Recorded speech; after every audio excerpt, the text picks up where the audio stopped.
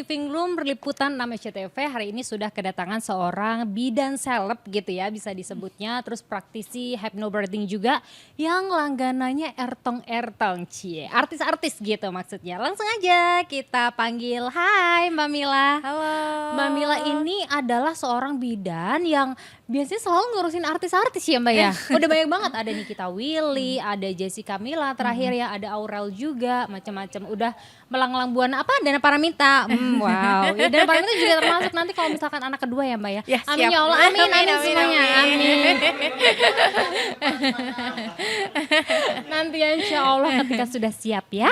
Oke, Mbak Mila, hai apa kabar Mbak? Halo, makasih banyak ya udah diundang. Gila, makasih sudah mau Baik. mampir ke sini. Tadi macet-macetan dulu ya. Lumayan. Nah, Mbak Mila langsung aja aku tuh pengen nanya soal hypnobirthing karena kan lagi rame banget nih. Kayaknya semua artis-artis termasuk Kate Middleton juga loh melahirkan baby royal ini dengan teknik hypnobirthing itu ya. Boleh jelasin dulu nggak sih? Mungkin ibu-ibu dan juga calon mam di sini tuh bingung apa sih sebenarnya hypnobirthing itu? Jadi sebenarnya hypnobirthing tuh hipnosis tapi dalam kehamilan. Nah banyak yang kadang-kadang tuh mau belajar hypnobirthing takut ya. Karena kalau nyebut hipnosis tuh kayaknya nggak sadar, tutup mata, terus ditanya nih selingkuhannya berapa, Hey. dapatnya berapa gitu ya. Padahal sebenarnya hypnobirthing tuh bisa dalam keadaan sadar dan kita tuh sering banget hipnosis tapi nggak sadar bahwa itu hipnosis. Misal kalau kita ngeliat TV banyak brand-brand ya yang kita lihat, jadi top of mind di pikiran kita. Dan termasuk kita tuh sering banget terhipnosis dengan melahirkan. Jadi biasanya TV-TV kalau nggambarin orang lahiran kan harus teriak-teriak, menegangkan, bidan sekecil ini ditarik kanan kiri gitu ya. Iya, Sehingga apa yang kita lihat itu akan masuk ke alam bawah sadar, oh lahiran itu tuh ternyata menyakitkan banget ya, menegangkan banget ya, hidup dan mati, sehingga kita banyak banget cemasnya. Jadi hypnobirthing itu mengubah mindset kita yang lama agar punya mindset yang baru dengan teknik hipnosis. Dasarnya sih relaksasi. Jadi kita direlaksasi, habis itu dimasukin sugesti atau namanya afirmasi positif yang baru tentang melahirkan. Jadi misalnya kayak melahirkan tuh peristiwa alamiah, peristiwa perjalanan spiritual, peristiwa pertama kali kita ketemu bayi kita gitu. Nah itu kita masukin terus menerus sugestinya supaya masuk nih ke dalam pikiran bawah sadar kita. Karena sering banget selain dari TV-TV kita biasanya nanya ya ke ibu-ibu yang sudah melahirkan. Pertanyaannya tuh biasanya, lahiran gimana rasanya? Jawabannya beragam. Ada yang wah sakit banget, pokoknya sakit banget gitu ya. Itu jawaban saya waktu kemarin lahiran Mbak Mila. Benar. Dan akhirnya itu bisa masuk ke alam bawah sadar. Padahal ternyata proses persalinan tiap orang itu beda-beda Mbak Nana. Ada yang mungkin nyaman, ada yang memang sakit, tapi kalau kita persiapan manageable. Karena di tubuh kita ternyata ada anti nyeri namanya endorfin. Nah anti nyeri ini bisa aktif kalau kita relax, kalau kita punya mindset yang lebih baik lah tentang persalinan gitu. Dan banyak pasien-pasien juga yang terakhir itu ada namanya Mbak Ika, beliau melahirkan di bidan ya, dan beliau ngedennya tuh hanya nafas. Jadi benar-benar cuma terus bayinya lahir. Jadi kayak wow, ternyata benar bisa gitu. Serius. Dan foto video itu selalu senyum. Dan Badannya itu baby jongkok keluar. dan banyak keluar. Gitu. Dan itu yang ngebah aku juga punya mindset, oh ternyata lahiran itu bisa nyaman, bisa tenang kalau kita siap. Gitu. Makanya akhirnya aku juga termotivasi sih untuk bisa ngerilis trauma aku, karena jadi bidan tuh kan kita banyak banget pasien yang harus ditolong. Yes. Jadi pada saat aku jadi mahasiswa ya tiap ibu hamil yang ketemu ada banyak ceritanya yang kadang-kadang bikin aku juga takut buat lahiran. Tapi pasien-pasien aku lah, guru-guru aku yang buat aku jadi punya mindset berubah bahwa lahiran tuh ternyata bisa lebih nyaman kalau kita siap. Oke. Berarti hypnobirthing ini tuh dilakukan saat persalinan itu ataukah sebelum atau gimana sih Mbak kita mengafirmasi positif klien-klien Mbak Mila itu? Sebenarnya dari awal kehamilan. Dari awal Dari awal kehamilan, kehamilan. artinya waktu Pertama kali kita pertama. tahu tes pack positif itu udah boleh belajar hypnobirthing. Ya, jadi latihannya akan semakin lama. Jadi kalau latihannya akan makin lama, makin panjang, jauh lebih efektif gitu. Termasuk ada salah satu pasien aku juga, Mbak Olivia Jensen. Jadi waktu lahiran beliau ke rumah sakit itu udah pembukaan 6. Dan sepanjang mendampingi persalinan beliau itu senyum terus Mbak Dana. Jadi setiap kontraksi kita bidan muda yang belum pernah melahirkan kayak oh ternyata bisa ya lahiran senyaman ini gitu.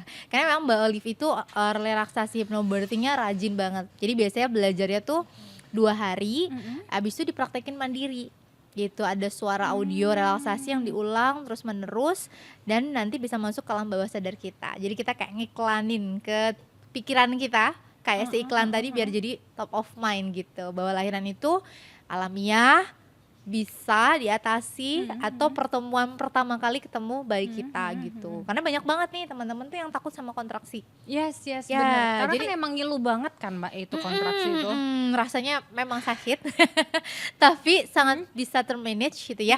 Dan kalau kita punya ilmu atau preparation yang cukup baik, kita bisa lebih siap menghadapi ini, bahkan bisa lebih nyaman. Nah, jadi teman-teman itu sebenarnya rahim. Wow, Mbak Mila udah Nah. nyiapin apa ini? Ini rahim ya misalnya nih ya. Ya, ini adalah mulut rahim. Oh, oke. Kenapa bisa nyeri? Karena tiap ada kontraksi itu rahim kita sebenarnya lagi ngedorong bayi kayak gini. Nah, sehingga kalau bayi itu kedorong, mulut rahim di sini itu ngebuka. Nah, inilah yang disebut pembukaan. Biasanya untuk lahiran normal ini harus ngebuka sampai 10 cm. Jadi bukan vagina yang kebuka, tapi si mulut rahimnya ini. Gitu. Nah, bagaimana biar ini kontraksinya lancar gitu ya, teman-teman? Kita harus tenang dan kita harus accept bahwa ini tuh alamiah, karena ini hadiah dari Allah yang paling indah buat bikin bayi kita lahir. Ya, jadi kontraksi ini kita ubah mindset yang tadinya menyakiti aku, menyakiti bayi aku, tapi ini adalah keberkahan, ini adalah rasa syukur yang dalam, karena kontraksi inilah bayi kita bisa lahir. Jadi kalau kita nggak ada kontraksi, justru kita diinduksi biasanya. Nah, induksi itu isi obatnya namanya oksitosin yang bisa membuat kontraksi.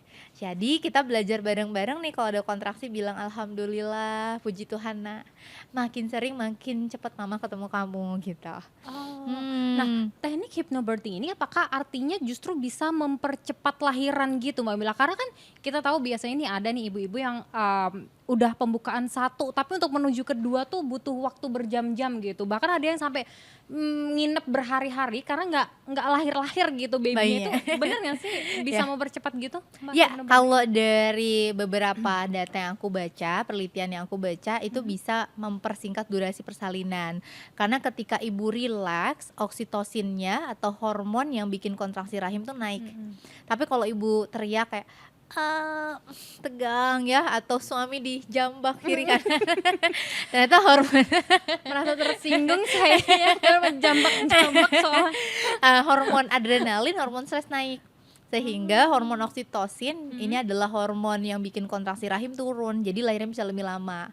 Tapi kalau kita tenang, hormon oksitosin ini naik, hormon anti nyeri si endorfin ini juga naik gitu, sehingga malah bisa mempercepat persalinan. Dan oksitosin ini luar biasanya bisa banget dimaksimalkan oleh ayah ya, karena oksitosin ini adalah the love hormone, hormon cinta, dimana hormon paling banyak tertinggi oksitosin itu pada saat melahirkan, menyusui, berhubungan seksual. Jadi tiga-tiganya buat ejection. Saat lahiran dia buat ejection bayi, saat nyusuin oksitosin buat ejection ASI. Makanya ibu stres, ASInya tuh bisa nggak keluar gitu. Dan yang terakhir pada saat berhubungan seksual, oksitosin tuh buat ejection sperma. Nah, biasanya dilakukan pada saat kita berhubungan seksual kan, berpelukan, berciuman, foreplay, itu oksitosin. Dan boleh nggak berarti ibu hamil dipeluk? Yes, boleh banget. Dari oksitosin gitu ya. Jadi kalau ayah nanti dampingin ibu, taruh handphonenya, pegang tangan ibunya, tatap matanya, you can do it. Terima kasih udah berjuang ya mah. Diciumin ibunya boleh banget. Itu adalah oksitosin gitu ya. pada anteng nih kayak pada dengerin bapak-bapak di sini semuanya. Bagus memperhatikan, berarti itu bapak-bapak dengerin. Melahirkan itu nggak cuma tugasnya mama aja, bapak-bapak juga ikut berperan. Jadi artinya peran ayah di hypnobirthing ini juga penting ya Mbak Mila. Penting ya? banget. Jadi nggak cuman ibunya aja yang perlu afirmasi positif ini. Yes, betul. Karena ayah-ayah tuh juga bisa punya trauma di pikiran bawah sadar tentang melahirkan ya. Ada satu ayah, dia takut banget ternyata melahirkan ibunya melahirkan nih, dia selalu terbayang omongan mamahnya. Jadi mamanya tuh pada saat melahirkan ayah ini selalu bilang, mama tuh hampir meninggal lahiran kamu, pendarahan banyak banget. Terus berulang-ulang sampai dewasa dia inget itu. Aduh, kalau istri aku melahirkan gimana nih, pendarahan gak gitu ya. Sehingga sebenarnya ayah juga perlu belajar hypnobirthing supaya bisa ngerilis trauma-trauma atau kecemasan-kecemasannya. Jadi pas hari H nanti dia lebih siap buat ibu mendampingi atau menjadi birth coach, birth partner. Karena di hypnobirthing kita juga belajar comfort measure atau comfort techniques, teknik-teknik yang buat ngurangin nyeri bersalin. Kayak dansa namanya labor dance, ada juga namanya gimbal. Jadi kita main di atas gimbal kayak goyang tapi sambil peluk ayah biar ada oksitosinnya ya. Lalu ayah juga belajar memberikan afirmasi. Jadi bukannya malah makin panik, sayang sakit ya gitu ya. Sakit di mana? Udah kamu nyerah aja gitu ya. Tapi justru dipeluk. Ayo sayang bisa, ayo sayang nafas bareng aku. You can do it, nih bayinya, ini gelombang rahim ya. Tiap aku peluk misalnya kamu kuat, kamu tenang. Jadi di hypnobirthing kita juga banyak prakteknya gitu untuk bisa mengurangi nyeri bersalin. Seru banget. Nah, Mbak Mila, kayak yang tadi Mbak Mila bilang bahwa memang tidak dipungkirin ya, kita tuh seringkali ketika mendengar kata persalinan gitu selalu kebayangnya ini adalah suatu medis yang harus dijalani dan menyakitkan dan bahkan bisa menyebabkan kematian. Kayak yang Mbak Mila bilang tadi, kalau misalkan ibunya sudah seringkali bilang dulu tuh ibu ngelahirin tuh sampai pendarahan lah, hampir meninggal lah, ini segala macam. Gimana caranya kita bisa menanamkan pikiran bahwa melahirkan itu nggak kayak gitu kok gitu, karena kan itu nggak gampang ya, ibaratnya itu udah top of mind bahwa melahirkan tuh menyeramkan gitu. Apalagi kalau di film-film kita melihat adegan melahirkan itu biasa sampai ibunya mengejar sampai kayak gitu-gitu kan, kayak aduh gimana gitu, kayak itu sulit banget tuh. Gimana cara biar bisa menanamkan pikiran kayak gitu, Mbak? Jadi memang harus rajin latihan. Nah persiapannya tuh harus 3 hal nih Mbak Dana dan teman-teman, yaitu holistik fisik, lalu mental sama spiritualnya. Nah fisiknya ini memang ibu harus siap, karena kalau aku bilang lahiran itu, bahkan ada satu penelitian yang bilang lahiran tuh kayak lari maraton. Jadi kalau fisiknya kita nggak siap, misalnya kita nggak olahraga, itu rasanya bener-bener challenge. Kayak misalnya kita nggak pernah latihan, tiba-tiba harus lari maraton, kan bisa nggak sampai garis finish, bisa kecapean. That's why biasanya persiapannya olahraga. Sarannya seminggu 5 kali. 30 menit kalau dari Badan American College of Obstetrics Gynecologist gitu. Lalu di situ akan ada latihan nafas, karena nafas itu kunci banget untuk mengurangi rasa bersalin. Kalau kita nggak latihan, karena banyak pasien yang nanya, Mbak, kalau harus latihan kan tiap hari juga kita nafas gitu. Betul. Ketika ada kontraksi tadi itu kan lumayan berasa ya, nggak nyamannya, nyerinya. Nah belum tentu kita inget nafas, bahkan kadang-kadang malah kita panik, nafasnya jadi gini. Nah ini ngaktifin nervous system, jadi fight flight makin nyeri. Jadi makanya dengan olahraga kita bisa mempersiapkan nafas biar lebih nyaman. Yang kedua mental, ini perlu disiapin dengan hypnobirthing.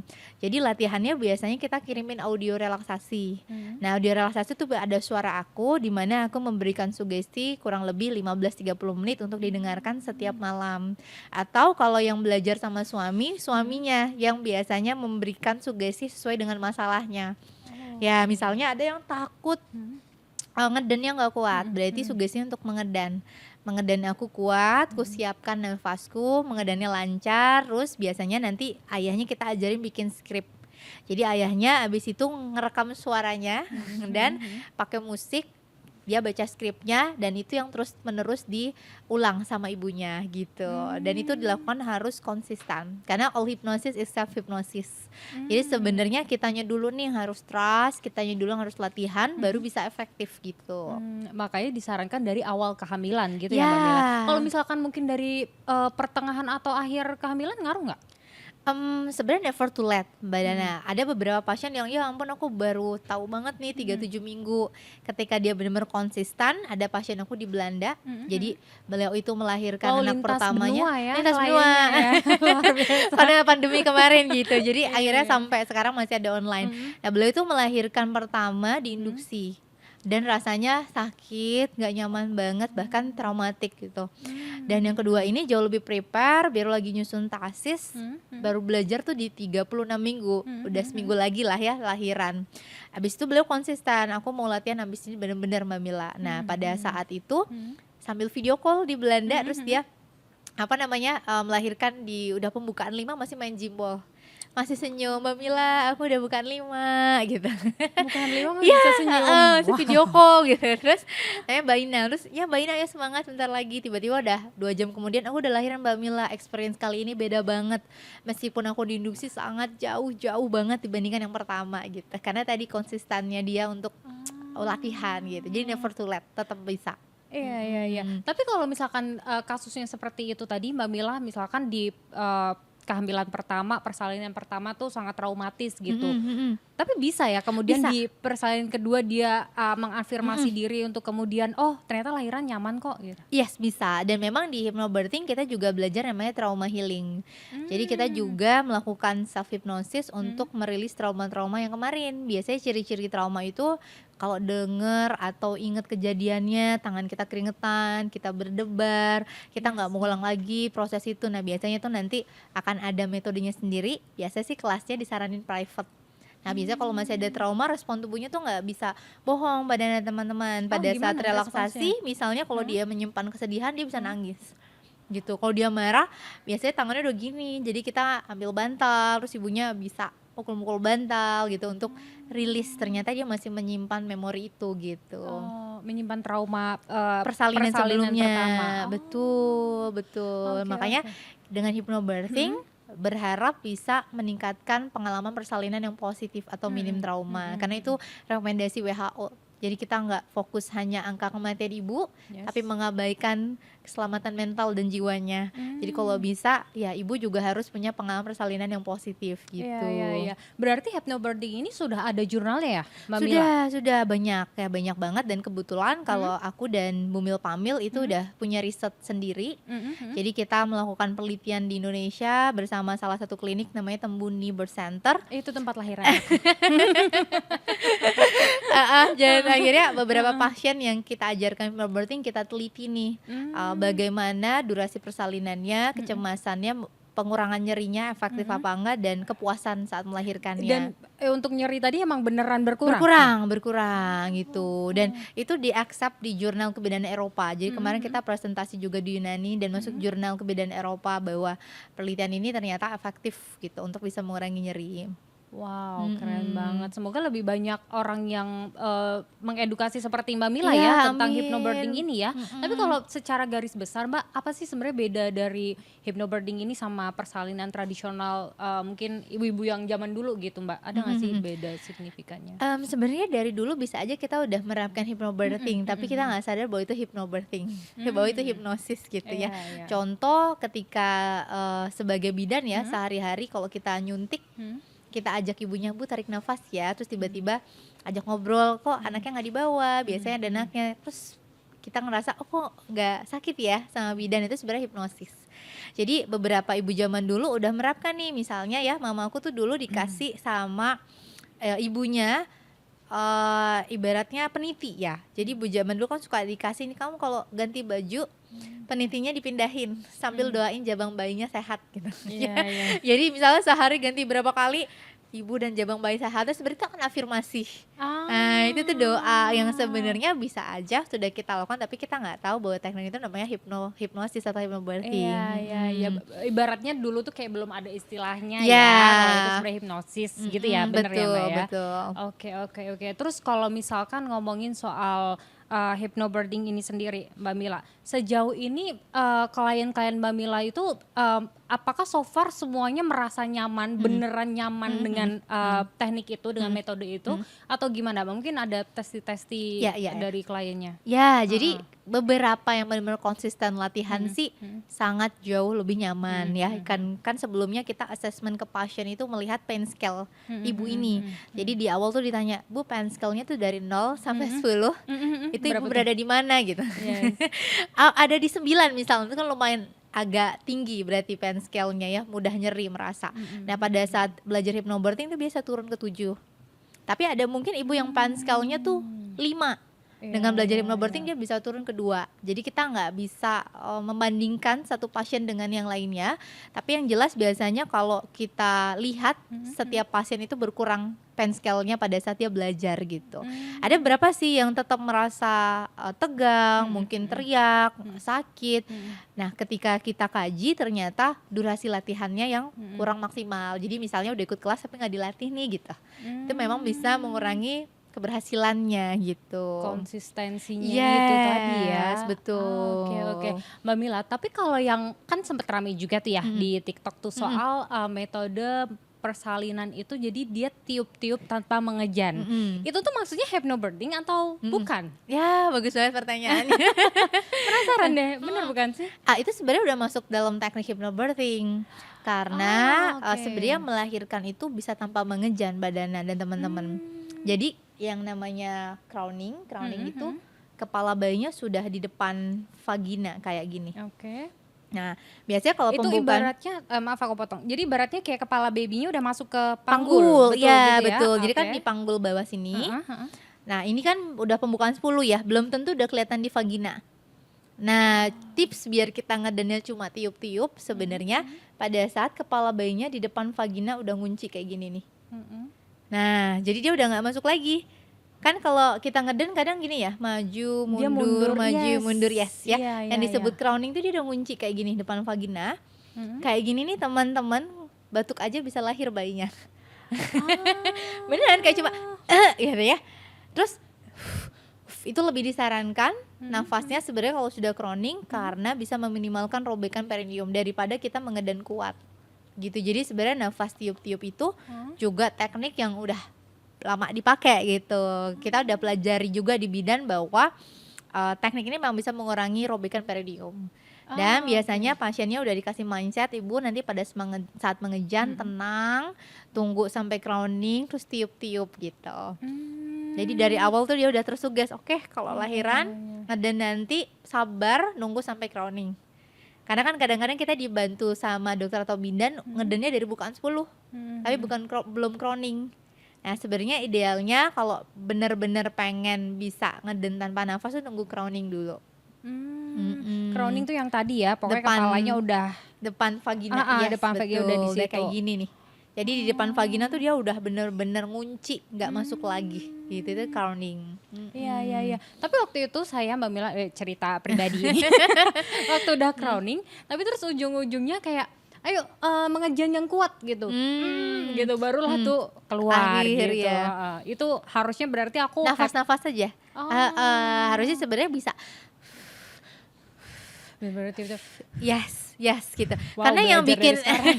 karena yang bikin bayi lahir itu bukan kita ngeden ya badannya. Jadi kalau nggak ada kontraksi kita ngeden sekuat apapun bayi itu nggak lahir. Yang bikin bayi lahir tuh kontraksinya. Makanya kita ngedennya harus tunggu kontraksi, artinya tanpa ngeden pun bayi itu sebenarnya karena bantuan kontraksi bisa lahir. Oke.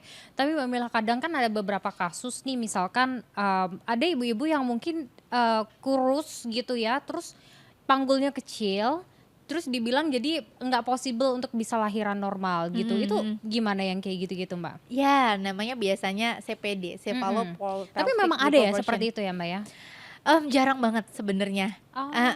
Jadi gini, kalau untuk anak pertama biasanya dokter itu akan ngecek kepala bayinya udah masuk panggul apa belum kayak gini. Dari 36 minggu kehamilan. Karena anak pertama jalan lahirnya belum pernah dilewatin sama bayi. Tapi ini bukan dateline.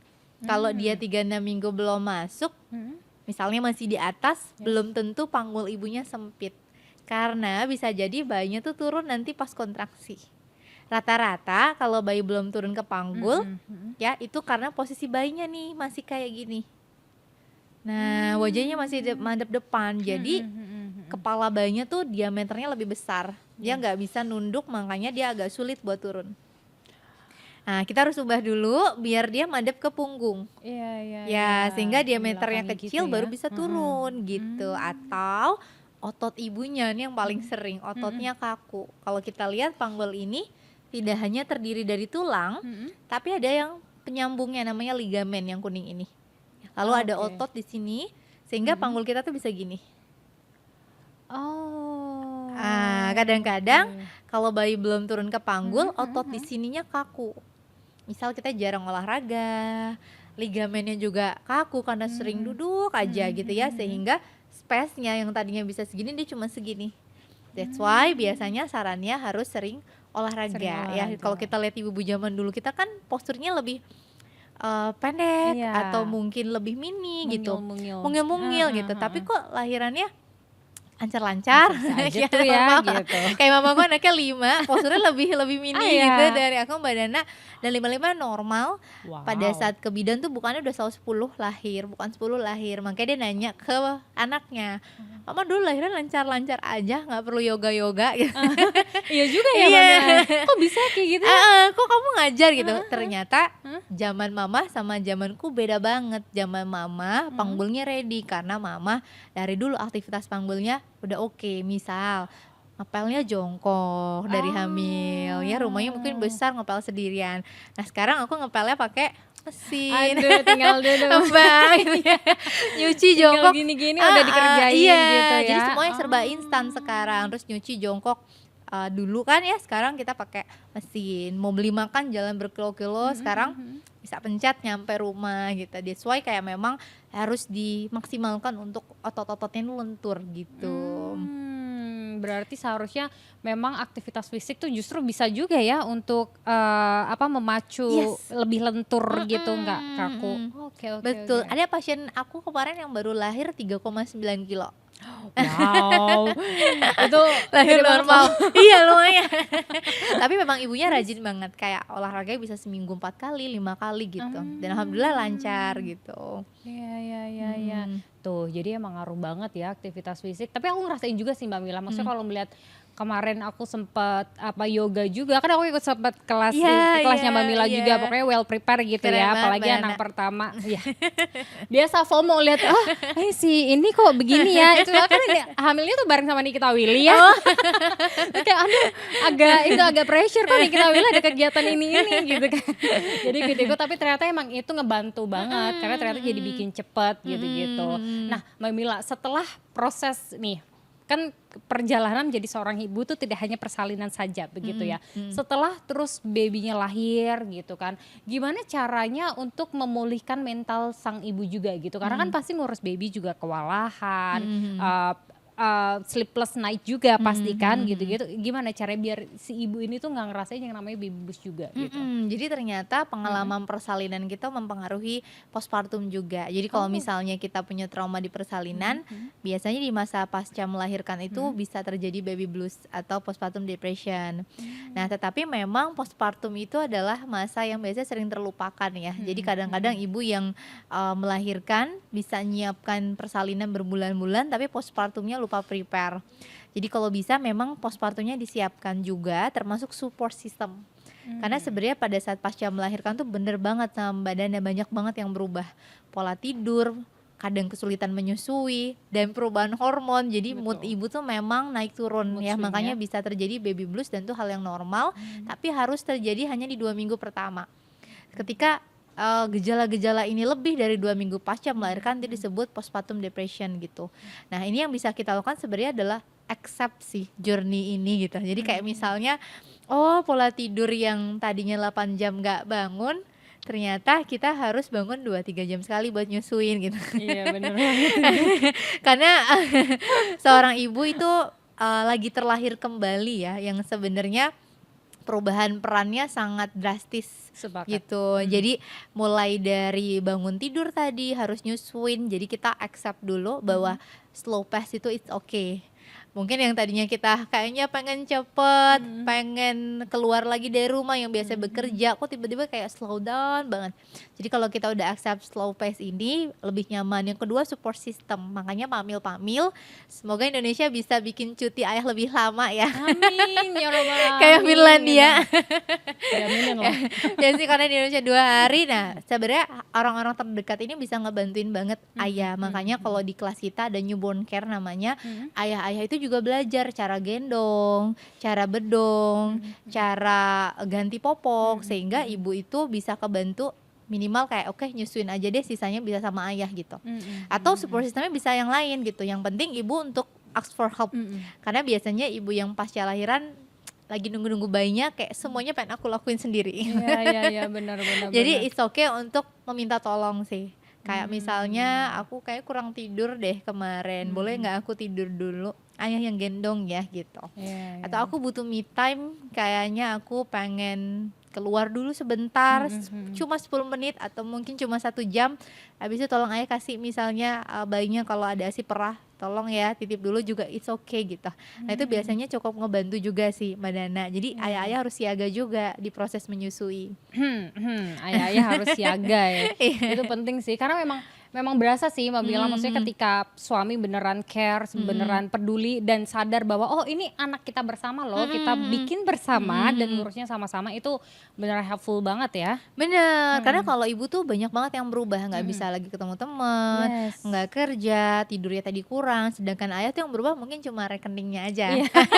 Harus banyak yang keluar. Oh langsung nunduk-nunduk banget nih kameramen saya nih. Ayo ayah nunduk-nunduk. pampers habis misalnya gitu. Bener. Tapi ayah masih bisa ketemu teman, ayah masih bisa nongkrong, masih bisa ke Bener kantor. itu. Jadi Iya, perubahannya iya. tuh jauh Yes, banget. kadang saya juga ngiri juga loh Mbak Mila, kenapa ketika terus menjadi seorang ibu dan ayah gitu ya, maksudnya kita tuh semuanya berubah loh, badan kita bener. berubah, hormon berubah, apapun semuanya berubah, tapi untuk menjadi seorang ayah ya udah anak lahir sudah menjadi seorang ayah gitu dan gak ada yang berubah rasanya seperti itu ya, tapi memang itu dia tadi supportnya Yes. seorang ayah tuh bener-bener dibutuhkan biar si ibu ini tidak merasakan yang namanya baby blues itu. Iya, jadi ayah pas pulang ke rumah boleh untuk kayak oke mah istirahat dulu sekarang sama aku gitu ya, atau mungkin kalau ibunya udah ngalamin gejala yang kayak mood swing, nangis, bukan malah disalahin. Ya kayak gini lahiran gitu, kamu nggak bersyukur banget. Iya, iya.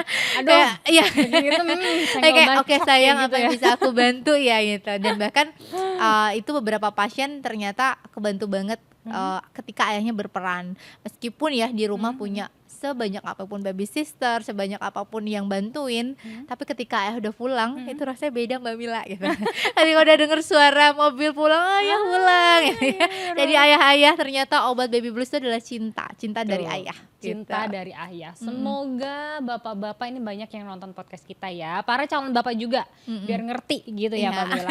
Mbak Mila boleh dong terakhir mungkin ada pesan untuk para mom, para bapak-bapak juga, calon bapak, calon ibu juga yang bentar lagi nih mau punya momongan gitu. Boleh kalau mau ada pesan-pesan dari Mbak Mila. Ya, buat Bumil Pamil, karena 9 bulan tuh sebenarnya Allah udah siapkan waktu untuk kita preparation ya, agar bayi yang lahir itu nggak hanya sehat secara fisikal, tapi sehat juga secara emosional, secara batinnya, secara spiritualnya. Jadi kalau bisa dari hamil sama-sama belajar persalinannya juga supaya jauh lebih nyaman, karena ternyata menentukan generasi ke depan. Jadi satu pesan dari Dr. Tubagus Erwin, guru aku, beliau adalah psikiater anak dan remaja di RSPAD Gatot Subroto. Jadi beliau bilang, Mila, pasien aku tuh makin banyak tiap hari, entah kecanduan games, pornografi gitu ya, padahal ini semua bisa dicegah di dalam kandungan. Tapi sayang kita lupa sebagai tenaga kesehatan fokusnya hanya sehat secara fisik aja, tapi lupa bagaimana menyiapkan generasi bisa sehat secara mentalnya, secara batinnya gitu. Jadi makanya hypnobirthing akhirnya dikembangkan juga oleh beliau supaya bayi-bayi yang lahir sehat lahir batin, karena yang lahir ini adalah calon Khalifatullah, calon wakil Tuhan di bumi yang punya visi misi mulia di dunia. Jadi semangat buat Bumil Pamil ya, semoga generasi-generasi yang kita lahirkan bisa sehat lahir batinnya. Amin. Gitu. Semuanya bilang amin. Amin. Ya rabbal alamin. Masya Allah, tabarakallah. Terima kasih banyak loh Mbak Mila. Sama-sama. Mulai ada pencerahan, jadi semangat lagi kalau mau punya anak kedua loh. Nanti bareng sama Mbak Mila ya. Ditunggu ya, Amin, amin, siap. amin. Thank you Mbak Mila. Thank Bye. you.